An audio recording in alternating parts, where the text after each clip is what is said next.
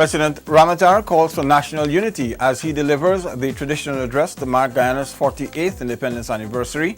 President called on the region to consolidate its gains, build on successes, and immunize itself from the difficulties that exist as the Caribbean Development Bank's annual Board of Governors meeting is held in Guyana, and the head of state calls for the unconditional passage of the anti-money laundering bill as Guyana is formally blacklisted. We'll have the details of these and other presidential activities in this week's edition of the Diary for the period May 24 to May 30. I'm Paul McAdam.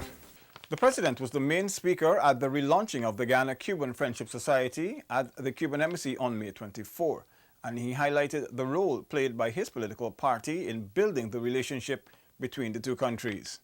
It was an event which saw the honoring of President Ramatar and several other Guyanese who fostered the relationship between the two countries.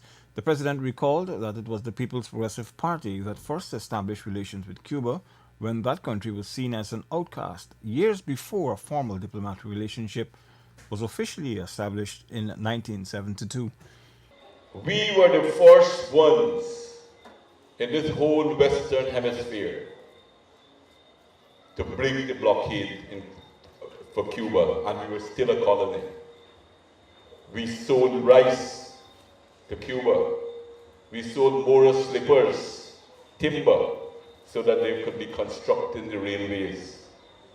And when we came under enormous pressure, when we came under a lot of pressure to remove the PPP government in the 60s, when there were horrible destabilization of our country, when racial riots were instigated and the anti-communism reached its height, it was Cuba, it was via Cuba that we got oil from the Soviet Union. The Cuban broke that. He added that when the coalition government took power in Guyana, it initially refused to recognize Cuba. When, for tactical reasons in 1970, the then Prime Minister Boredom was on his way to the non-aligned conference in Lusaka, and when he passed through London, he, I think, didn't want to go to Lusaka to a non-aligned conference, and he had no relationship with no socialist country. In London, he stopped and met the Soviet ambassador, and it was announced there that they were opening diplomatic relations with the Soviet Union on a non-residential basis. And that fueled us to demand Cuba is in our hemisphere. Cuba is leading the fight against colonialism and imperialism in this hemisphere, that you must recognize Cuba. Those are things that are not spoken about enough. All we hear is that we had diplomatic relationship with Cuba since 1972. But those came about because of struggle and the international solidarity of the PPP in particular, fighting to have Cuba recognized. President Ramatar and several of his party colleagues were instrumental in forming the Ghana-Cuba Friendship Society as part of their efforts to change the false impressions created about Cubans. The propaganda was so strong that people felt that Cubans were killers, that Cubans were thieves, that Cubans were all type of things. And our Friendship Society did a fine job in trying to remove the stigma, the anti-Cuba stigma.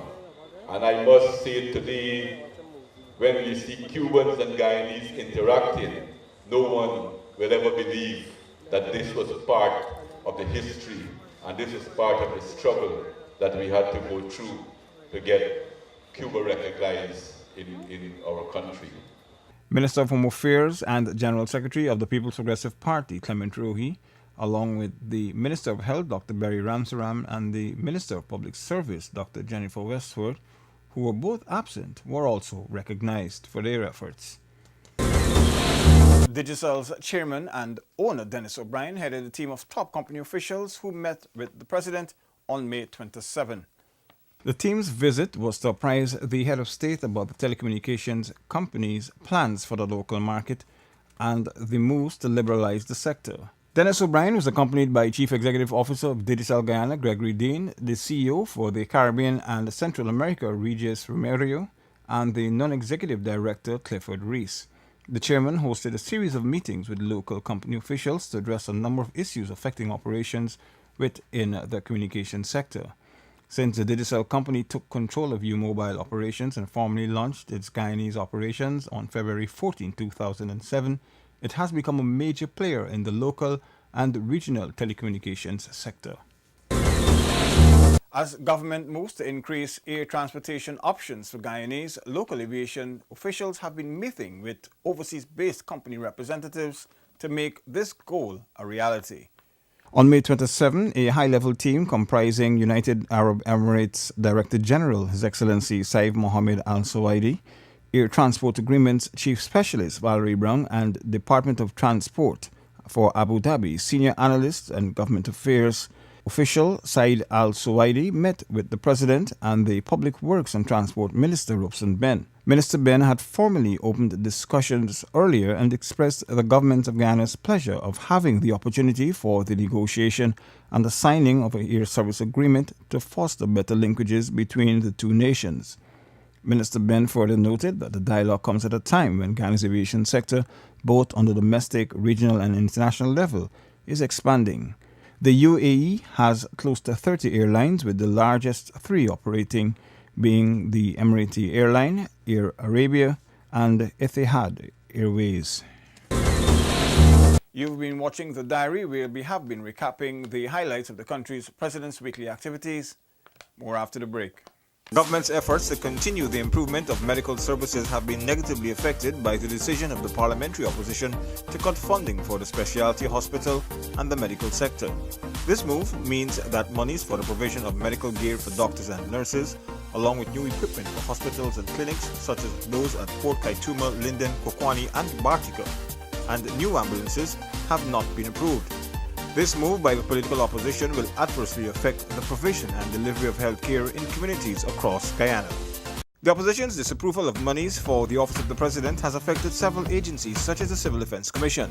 This agency deals with managing and assisting persons and communities affected by disasters, natural and man-made. The move to disapprove funding for the CDC means that if any disaster were to occur, the government would not be able to provide any assistance to those in need. The disapproval of funds by the political opposition for the Ministry of Finance's administrative arm means that students wishing to attend the University of Guyana will not be able to access any loans for 2014. The move will prevent many students who are unable to pay cash from studying and having a tertiary education. Most of these students are underprivileged and are unable to afford higher education to further their development and increase job opportunities. By cutting the administrative arm of the Office of the President's funding, the allocation for the provision of the Head of State Security has been removed. This action can compromise the security of President Donald Ramotar. This move sets a dangerous precedent and is unacceptable for any head of state, government, or right-thinking people of a democratic nation. The President called for national unity as he delivered the traditional address at the flag-raising ceremony to mark Guyana's 48th independence anniversary. As Guyana celebrated the nation's 48th independence, thousands were in the National Park, Thomas Lands, Georgetown for the traditional flag-raising ceremony and the presidential address to the nation. We meet here to celebrate the 48th anniversary of our independence, our freedom, and indeed our sovereignty. This date is, without doubt, one of the most important in our country's history. It marks the end of centuries of oppression, including slavery, indentureship, and foreign domination. The journey was long and arduous. In the process, it was characterized by valiant struggles and acts of mass heroism, as well as great individual feats. Whether our people are enslaved or bonded as indentured laborers, their dream was always to be free, to be able to determine our own path of development. The head of state noted that Guyana has made significant strides as a nation and citizens have much to celebrate over the past 48 years. He noted that Guyana has made a name for itself on the international stage, taking leadership roles in many areas, particularly climate change. He stated that despite the world becoming a global village, international relations are still dominated and determined by a handful of rich countries, as many of the institutions established, particularly the international financial institutions, are mostly geared to serve the interest of the most rich and powerful countries. This is reflected in the growing inequality in relation to access to resources and the huge income gap between the rich and poor countries of the world. Today, the richest 85 persons in the world are worth more than the poorest 3.5 billion persons. Almost a half of the world's wealth is owned by just 1% of the population, and the bottom half of the global population owns less than 1% of the total wealth.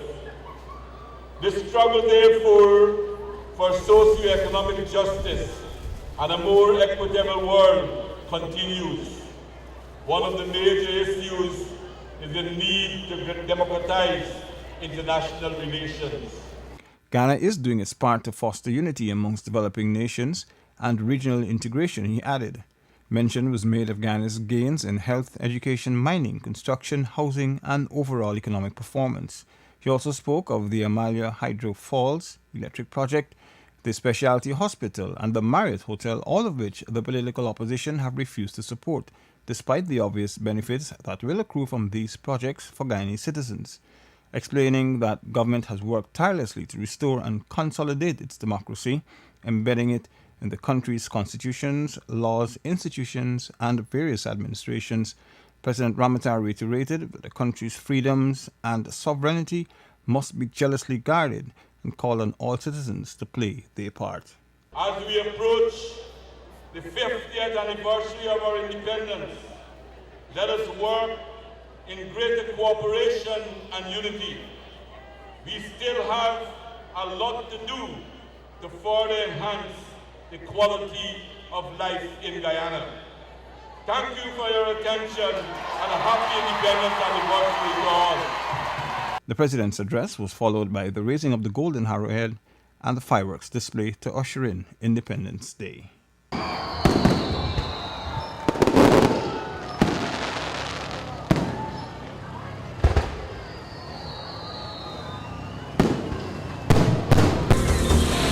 More of the diary after this break.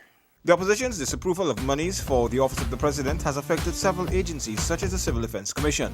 This agency deals with managing and assisting persons and communities affected by disasters, natural and man-made. The move to disapprove funding for the CDC means that if any disaster were to occur, the government would not be able to provide any assistance to those in need.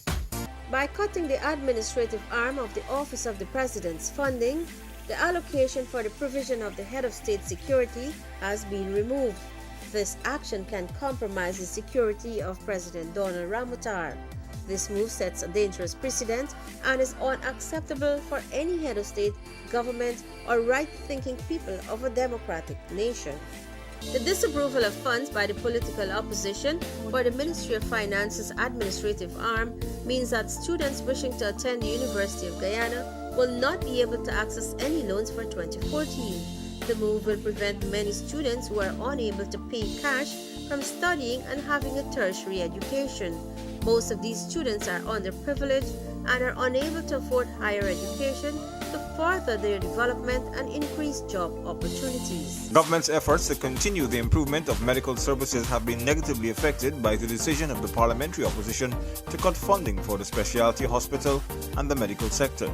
This move means that monies for the provision of medical gear for doctors and nurses, along with new equipment for hospitals and clinics such as those at Port Kaituma, Linden, Kokwani and Bartica, and new ambulances have not been approved. This move by the political opposition will adversely affect the provision and delivery of healthcare in communities across Guyana. The president was at the time delivering remarks at the opening ceremony of the 44th annual meeting of the Board of Governors of the Caribbean Development Bank, the CDB, at the Guyana International Conference Center at Lilienthal.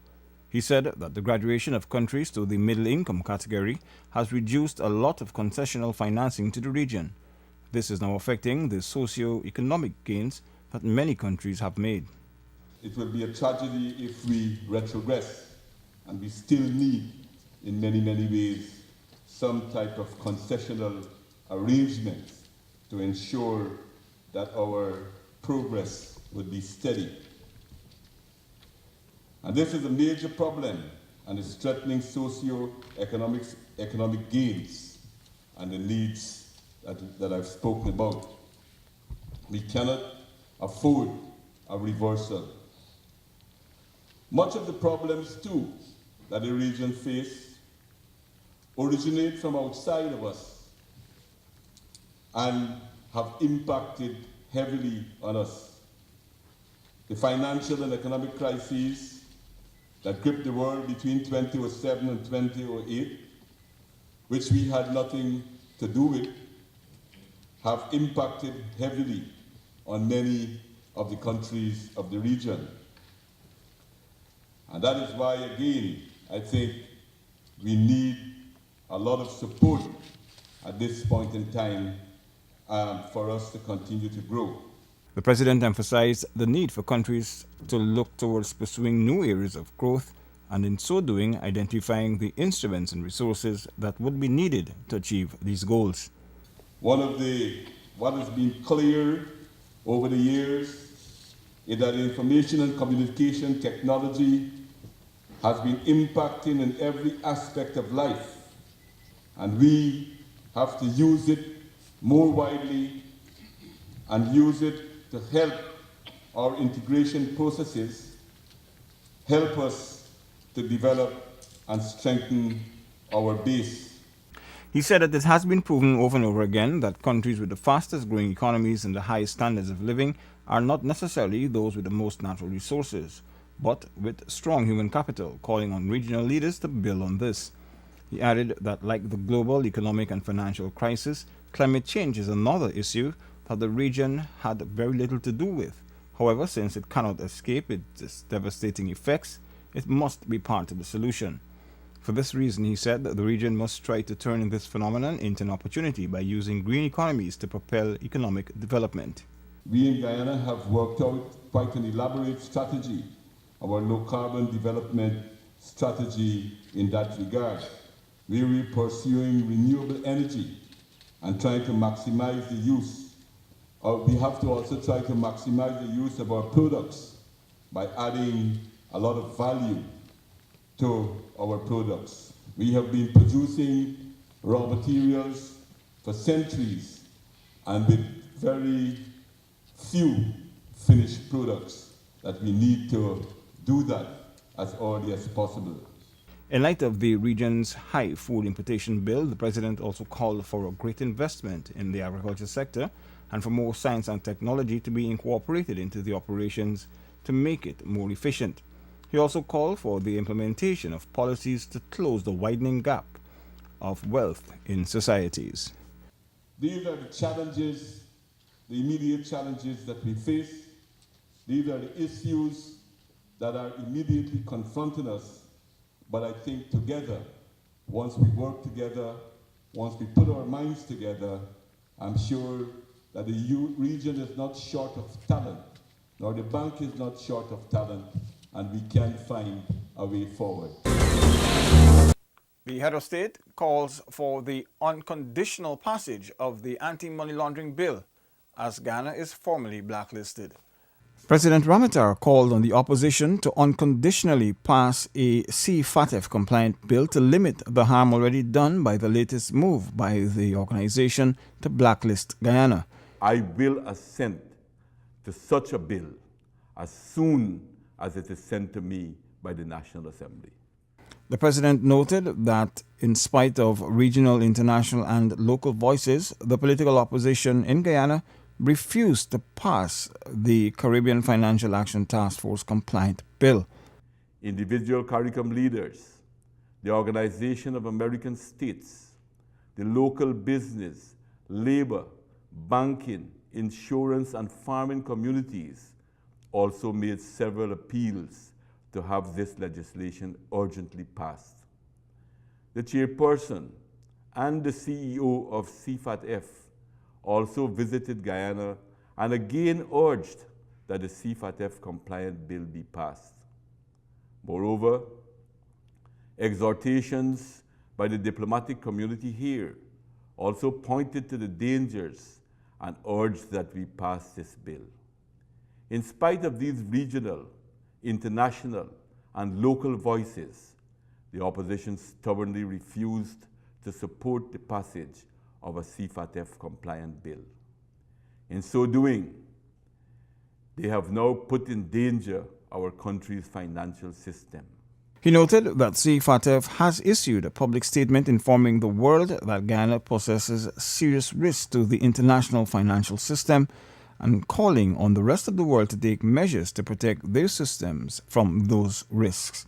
The measures at this stage could include the requirement of enhanced due diligence, introducing enhanced reporting mechanisms, or systematic reporting of financial transactions, refusing the establishment of subsidiaries or branches or representative offices in Guyana, or otherwise taking into account the fact that the relevant financial institution is from a country that does not have adequate AML-CFT systems, and limiting the business relationships or financial transactions with Guyana or persons in our country, among others. The president reminded citizens that government has done everything possible to pass the critically needed legislation through the National Assembly, and he outlined these facts. A CFATF compliant bill was laid in Parliament since April 22, 2013 by the administration. Had it been passed then, Guyana would not be in this situation today. The opposition demanded that it be sent to a special select committee because they had amendments. They proposed no amendments. The government then returned the bill to Parliament in November 2013. The opposition voted it down. In December, the bill was returned to Parliament, and again the opposition demanded that it go to a special select committee for them to make amendments. They only proposed amendments in February 2014, just before a CFATF review meeting later that month. A CFATF assessor was invited to look at the amendments. At a meeting held of the Special Select Committee on February 21, 2014, he expressed the view that the opposition's amendments were not CFATF compliant.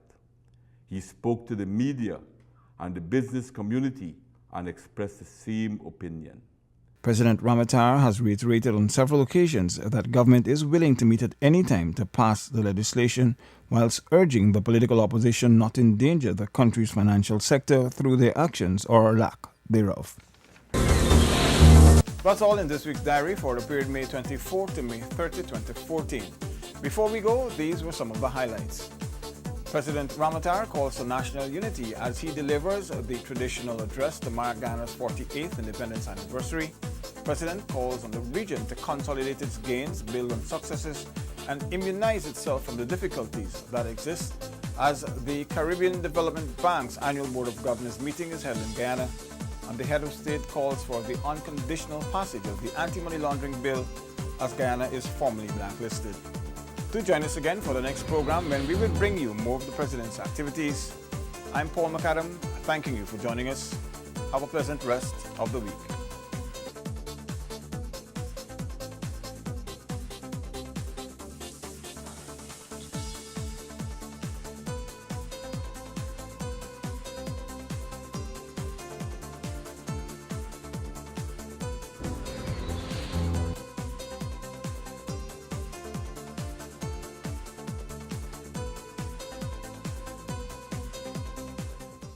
President delivers first address to the United